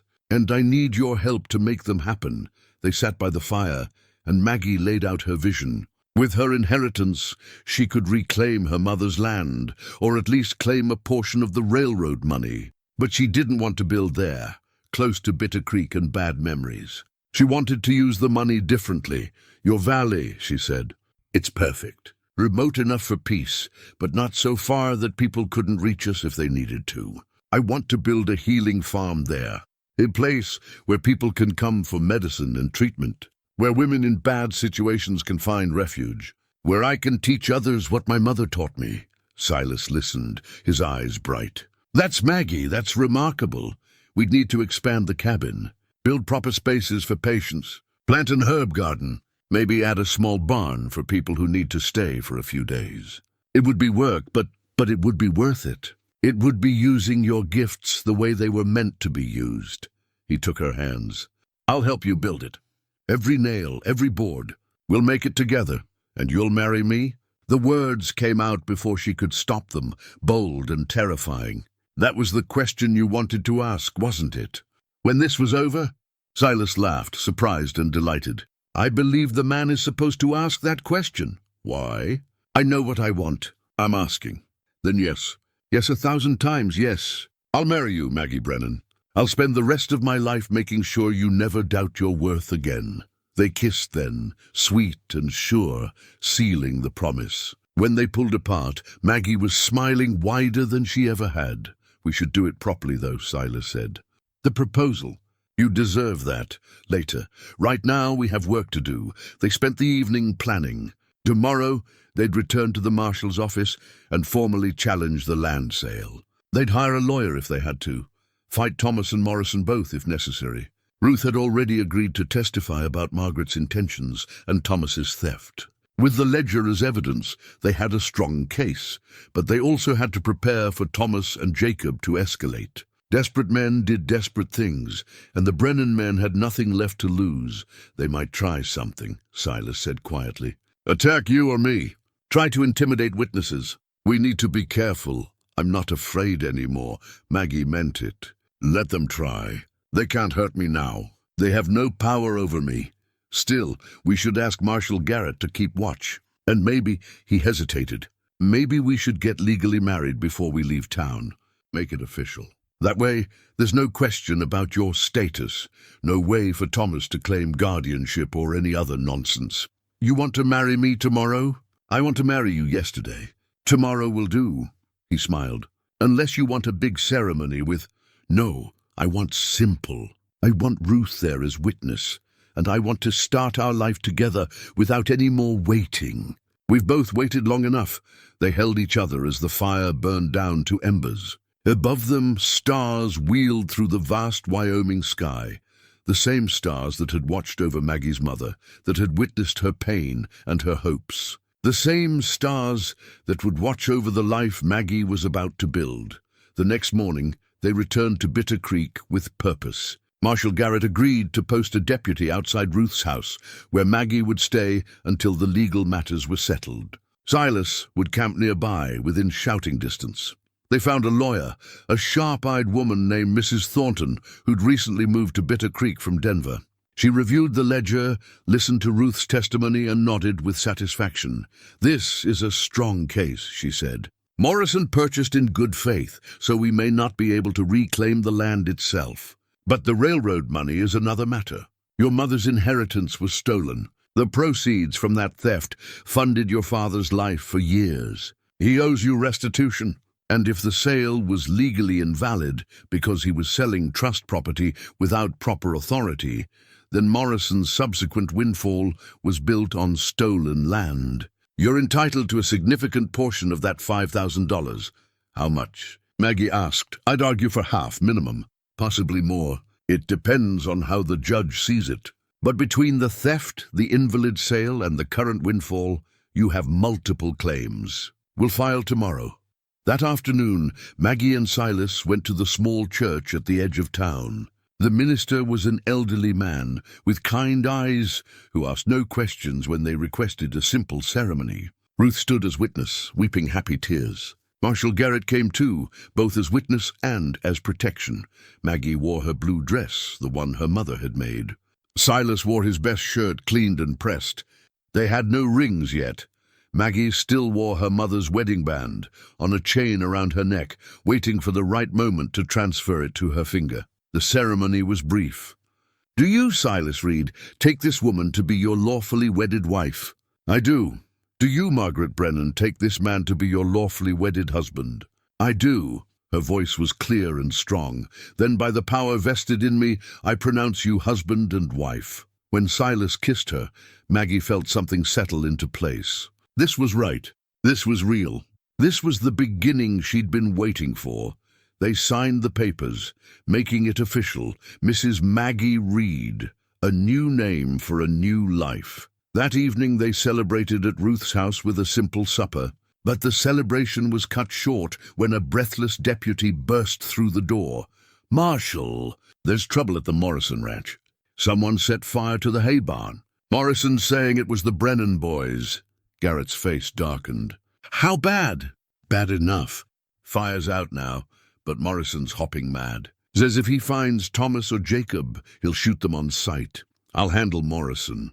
Garrett turned to Silas. "You stay here with the ladies. Keep your gun close. If Thomas is desperate enough to commit arson, he's desperate enough for anything." After Garrett left, the three of them sat in tense silence. Maggie felt the old fear trying to creep back in, but she pushed it away. She was not that frightened girl anymore. She was Maggie Reed now, a woman with rights and resources and people who loved her.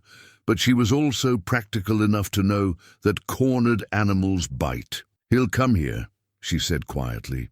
"Tonight or tomorrow. He'll try something." "Let him try," Silas said grimly. "I'll be ready." Ruth touched Maggie's hand. "Your mother would be so proud of you. Standing up for yourself, fighting for your future. She always hoped you'd be strong. I learned from her. And from you." Maggie squeezed her hand. "Thank you for not giving up on me." That night, Silas kept watch outside Ruth's house while Maggie tried to sleep. But sleep wouldn't come. She kept thinking about tomorrow, about the legal battles ahead, about Thomas's rage and desperation. And she thought about her land, her mother's land, and the healing farm she would build. She thought about helping other women who'd been hurt and dismissed and told they were worthless. She thought about teaching young girls that they were valuable, that their gifts mattered, that they deserved to be seen. She thought about the life stretching ahead, hard work and purpose and love.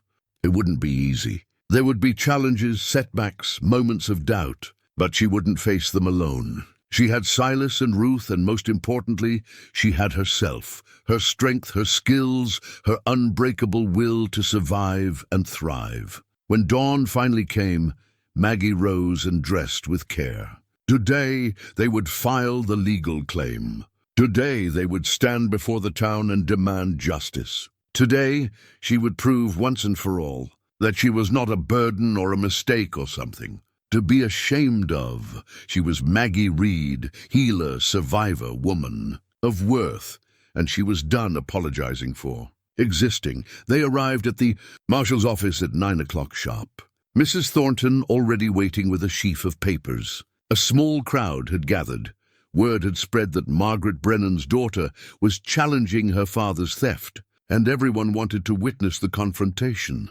Marshal Garrett looked tired, as if he hadn't slept. Morrison's pressing charges against Thomas for arson. We found Jacob passed out drunk near the burned barn. He's in a cell, singing like a canary about how his father put him up to it. Said Thomas figured if he destroyed Morrison's property, Morrison might be willing to settle the land dispute for less. Where's Thomas now? Silas asked. That's the problem. He's disappeared. Hasn't been seen since yesterday evening. I've got men looking, but Garrett shook his head. I don't like it. Man like that, backed into a corner, he's unpredictable. We're filing the claim regardless, Mrs. Thornton said firmly. Thomas Brennan's whereabouts don't change the facts. He stole from his daughter. The law needs to address that. They went inside, and Mrs. Thornton laid out the case with precision. The ledger showed clear evidence of embezzlement. Ruth testified about Margaret's intentions. The timeline proved that Thomas had systematically drained Maggie's inheritance while telling everyone, including Maggie herself, that she was a burden costing him money. The irony, Mrs. Thornton said, is that for 8 years he lived off her inheritance while making her believe she owed him for her existence. It's not just theft, it's psychological cruelty of the highest order. More townspeople had crowded into the office and the hallway beyond. Maggie could feel their eyes on her, could hear their whispers. But this time the whispers weren't mocking. They were sympathetic, ashamed.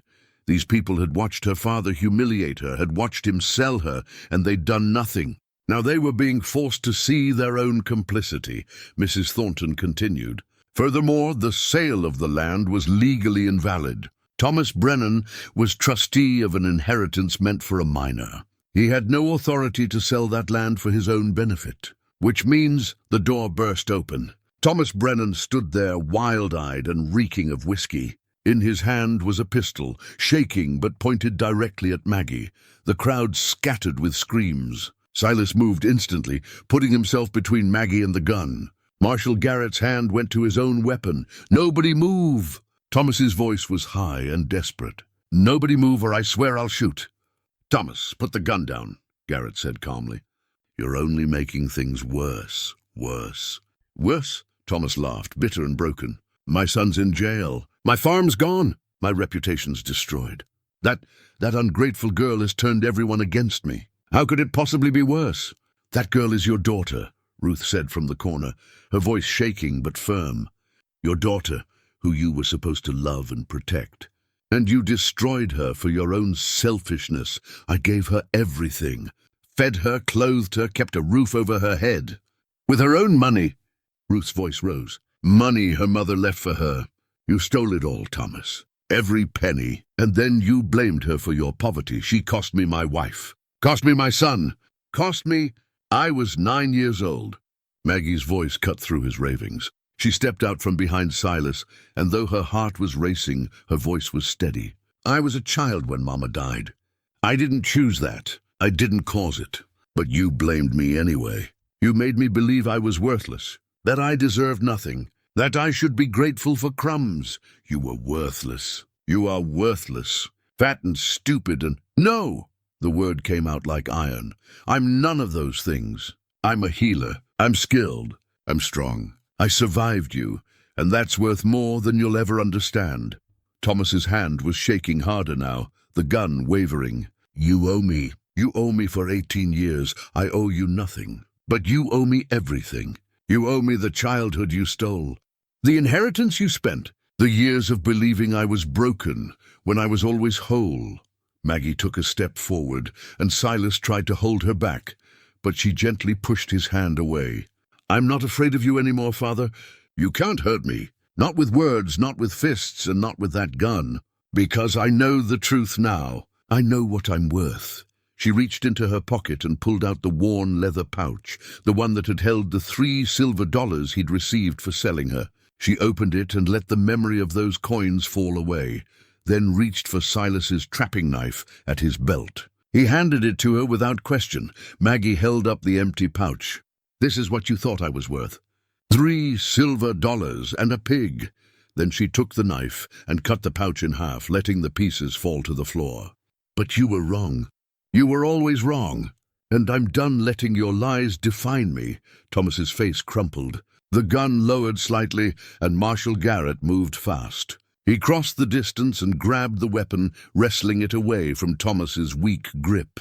Two deputies rushed forward and pinned Thomas's arms behind him. "It's over, Thomas," Garrett said.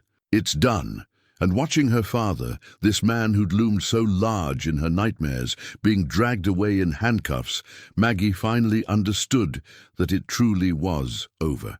The power he'd held over her, the fear he'd instilled, the shame he'd created, all of it crumbled like dust. She turned to Silas, who pulled her into his arms. "That was the bravest thing I've ever seen," he whispered. "I had to do it. Had to face him one last time and show everyone, that I'm not his victim anymore." Around them, the townspeople began to applaud. It started with Ruth, then spread through the crowd. These people who'd watched her humiliation now witnessed her triumph. And while their applause couldn't undo the past, it marked a shift, a recognition that Maggie Brennan Reed was a woman of worth, and always had been. The legal proceedings moved swiftly after Thomas's arrest. With him in custody for assault with a deadly weapon, arson, conspiracy, and embezzlement, there was no one left to contest Maggie's claim. Jacob, still locked up and facing his own charges, signed a statement admitting that their father had spent Maggie's inheritance and sold her land illegally. Morrison, the rancher who'd purchased the land, was a fair man. When Mrs. Thornton presented him with the evidence, he sat in silence for a long time, then sighed deeply. "I bought that land in good faith," he said. "Paid fair price for it, but I can see now that Thomas Brennan had no right to sell it. The ethical thing—" He paused. "The ethical thing would be to split the railroad money with Miss Reed, half and half. That way, I recoup my original investment and profit, and she gets what should have been hers from the start." "That's generous of you," Mrs. Thornton said. "It's fair. And fairness matters more than profit." Morrison turned to Maggie. "I'm sorry for what you went through, Miss Reed. Your father, well, he fooled a lot of people. Made us all complicit in his cruelty. I'm glad you're getting justice now. $2,500. It was more money than Maggie had ever imagined having. With that, she could build her healing farm, stock it properly, create exactly what she'd envisioned. She could honor her mother's legacy by helping others the way Margaret had always wanted to help. But first, there was one more thing she needed to do. She asked Ruth to take her to her mother's grave.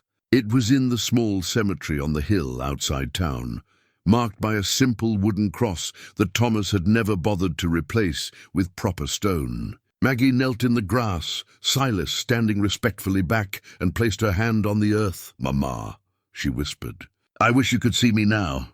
I wish you could know that I finally understand what you were trying to give me.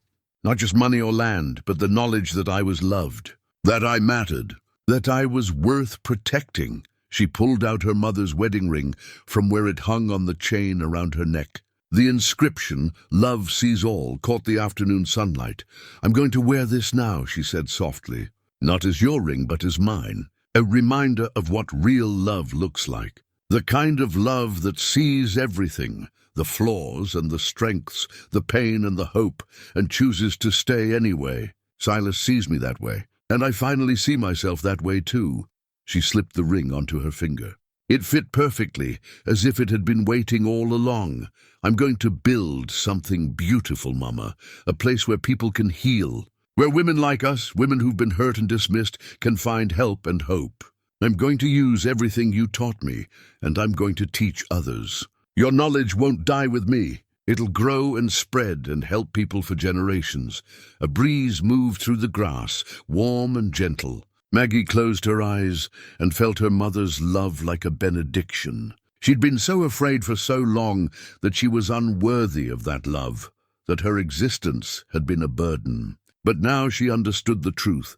Her mother had loved her fiercely, had prepared for her future, had seen her worth even when no one else did. When she stood, Silas was there to take her hand. Together, they walked back down the hill toward Ruth's house, where tomorrow they would begin packing for the journey home. That evening, Ruth prepared a celebratory dinner.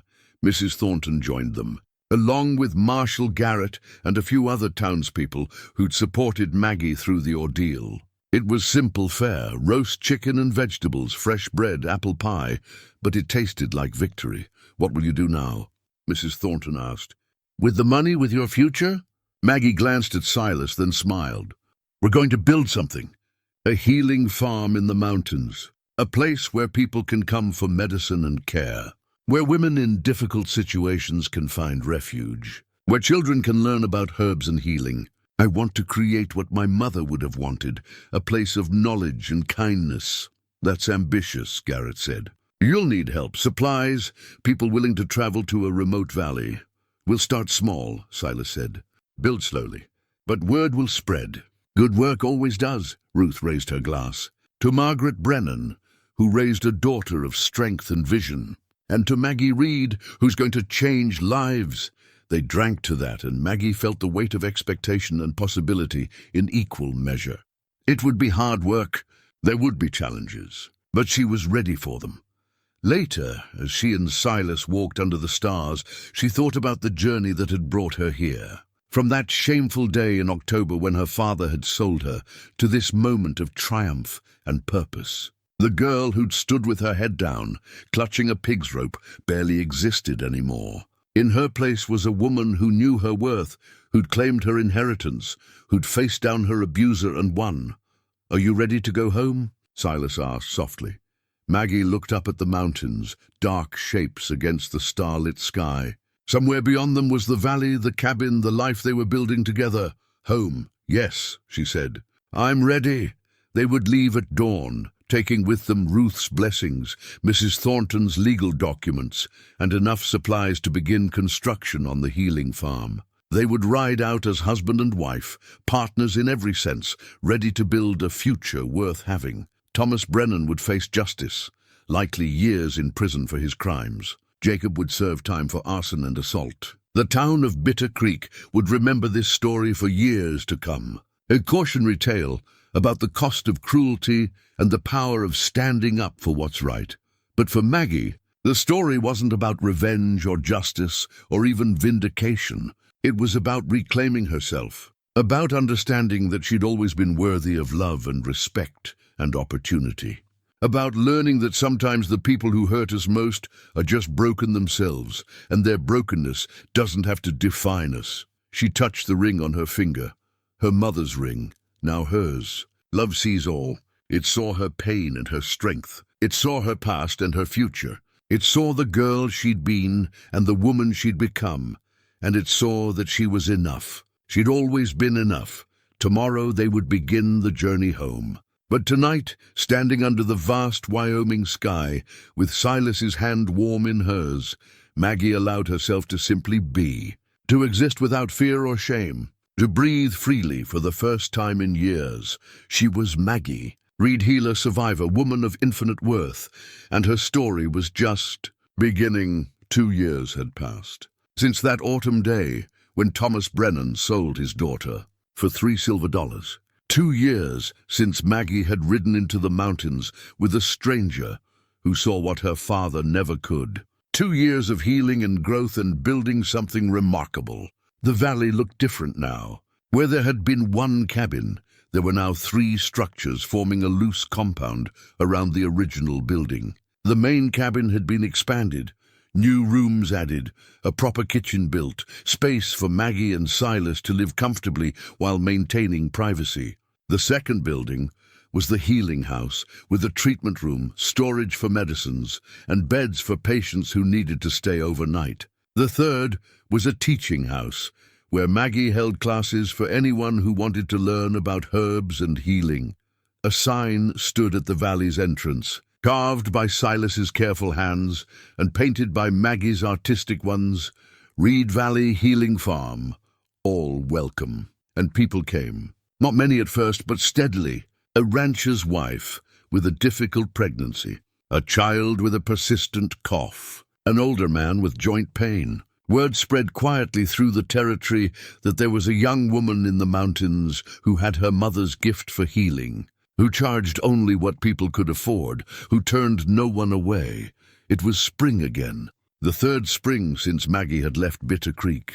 The meadow was ablaze with wildflowers, purple lupine, yellow balsam root, white columbine. The herb garden Maggie had planted was flourishing, carefully tended rows of medicinal plants that would supply her practice through the year. The stream ran high with snowmelt, its sound a constant music in the background of their days.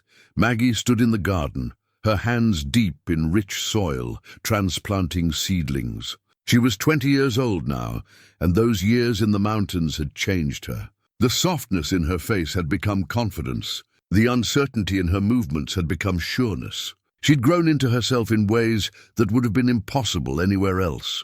She wore her mother's ring every day, the silver worn smooth with time and work. It reminded her that she came from love, that she was building on a foundation her mother had laid, that every person she helped was a way of honoring Margaret Brennan's memory. "Maggie!" Silas called from the main cabin. "Ruth's here." Maggie wiped her hands on her apron and hurried over. Ruth Henderson had become a regular visitor, making the journey from Bitter Creek once a month to help with the healing farm and to simply be with Maggie. She'd become the grandmother Maggie had never known, filling that space with warmth and wisdom. Ruth climbed down from her wagon, moving a bit slower than she used to, but still spry for her age. She hugged Maggie tight. "Look at you. Every time I see you, you're glowing brighter. That's just dirt and sunshine," Maggie laughed. "But I'm happy, truly happy. It shows." Ruth held her at arm's length, studying her face. "Your mother would be so proud. What you've built here, it's everything she dreamed of." They spent the afternoon working together in the healing house. 2 patients were staying over, a young woman recovering from a difficult childbirth and a man mending from a broken leg. Maggie checked their progress, changed bandages, administered remedies, all with the calm competence that had become her trademark. The young mother, a girl barely 18 named Sarah, watched Maggie work with something like awe. "How did you learn all this?" "My mother taught me the basics. Then I studied her recipe book, practiced, experimented. And I keep learning, from patients, from observation, from trial and error." Maggie smiled. "The learning never stops. That's the beautiful part. Could you teach me? I'd like to know how to help people, how to make them better. I can teach anyone who wants to learn. That's what the teaching house is for." Maggie gestured toward the 3rd building. "We have classes twice a week. You're welcome to join when you're feeling stronger." Later, after the patients were settled for the evening, Maggie, Silas, and Ruth sat on the porch watching the sun set over the mountains. Clover the pig, now elderly and gray-snouted, dozed at Maggie's feet. The animals had multiplied. Chickens, goats, a milk cow, horses for travel. The healing farm was becoming self-sufficient, producing most of what they needed. "Any news from town?" Silas asked Ruth. "Some. Thomas is still in prison. Will be for another 5 years at least. Jacob got out last month, moved to Montana. Haven't heard anything since." Ruth paused. "Morrison's doing well. The railroad brought prosperity to the area. He asks after you sometimes, Maggie. Sends his regards. That's kind of him." Maggie felt nothing when she thought of her father now. No anger, no pain, just a distant sadness for what might have been if he'd chosen differently. "I hope he finds peace eventually. I truly do. You're more generous than he deserves. Maybe, but holding on to bitterness would only hurt me. I'd rather build something good than carry something heavy." As the stars began to appear, Ruth shared more news from the territory. There was talk of Wyoming becoming a state soon. The railroad was expanding. More settlers were arriving, which meant more people who might need healing services. "You should consider training other healers," Ruth suggested. "Women like you with the gift and the desire. Send them out to other communities. Spread this knowledge wider."